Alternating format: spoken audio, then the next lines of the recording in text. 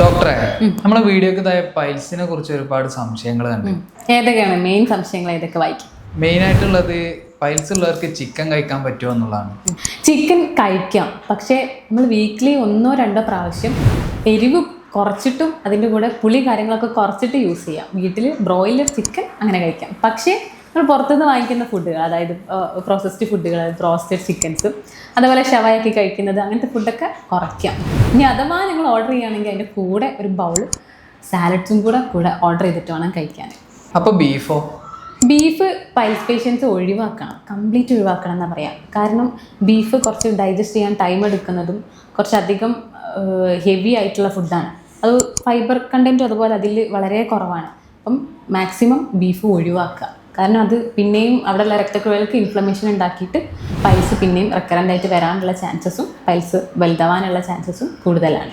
അതുകൊണ്ട് ബീഫ് ഒഴിവാക്കണം. അപ്പോൾ പൈൽസിന് സർജറി നിർബന്ധമാണോ? സർജറി ഇല്ലാതെ അത് മാറ്റാൻ പറ്റുമോ? പറ്റുമല്ലോ.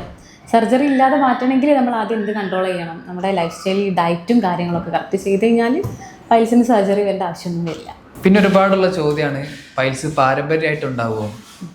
പാരമ്പര്യമായിട്ട് പൈൽസ് ഉണ്ടാവും. മലാശയത്തിൽ വരുന്ന ബ്ലഡ് വെസൽസിൻ്റെ കട്ടിപ്പാണ് നമ്മളെ വെരിക്കോസൊക്കെ വരുന്ന പോലെ ഉള്ളതാണ് ഈ പൈൽസ്. അപ്പോൾ പാരമ്പര്യമായിട്ട് വരും, പാരമ്പര്യം അല്ലാതെയും വരാട്ടോ. അതായത് നമ്മൾ ലൈഫ് സ്റ്റൈൽ ചേഞ്ച് ശ്രദ്ധിച്ചില്ല, ഫുഡ് ശ്രദ്ധിച്ചില്ല എന്നുണ്ടെങ്കിലും പൈൽസ് വരും. പൈൽസ് ഉള്ളവർക്ക് എന്തൊക്കെ കഴിക്കാൻ പറ്റും? പൈൽസ് ഉള്ളവർ മെയിനായിട്ട് ശ്രദ്ധിക്കുകയെന്ന് വെച്ചാൽ നമ്മൾ മോഷൻ ടൈറ്റ് ആകുമ്പോഴാണല്ലോ ഈ പെയിനും കാര്യങ്ങളൊക്കെ വരുന്നത്.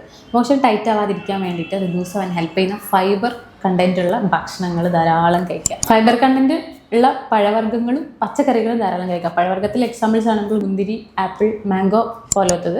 പക്ഷേ അത് നമ്മൾ കഴിക്കുമ്പോൾ മാക്സിമം ജ്യൂസസ് ആക്കി കഴിക്കാതെ റോ ആയിട്ട് കഴിക്കാൻ ശ്രമിക്കുക. അങ്ങനെ തന്നെ കഴിക്കുക, അതാണ് നല്ലത്. കാരണം ഫൈബേഴ്സ് അങ്ങനെ ബോഡിയിൽ കിട്ടാൻ വേണ്ടിയിട്ടാണ് അങ്ങനെ കഴിക്കുന്നത്. പിന്നെ ഉള്ളത് ഇലക്കറികൾ ധാരാളം കഴിക്കുക. ഫൈബേഴ്സുള്ള ഇലക്കറികൾ, അതിൽ ഗ്രീൻ കളറിൽ വരുന്ന, പച്ച കളറിൽ വരുന്ന എല്ലാ ഇതും നമുക്കും കഴിക്കാം.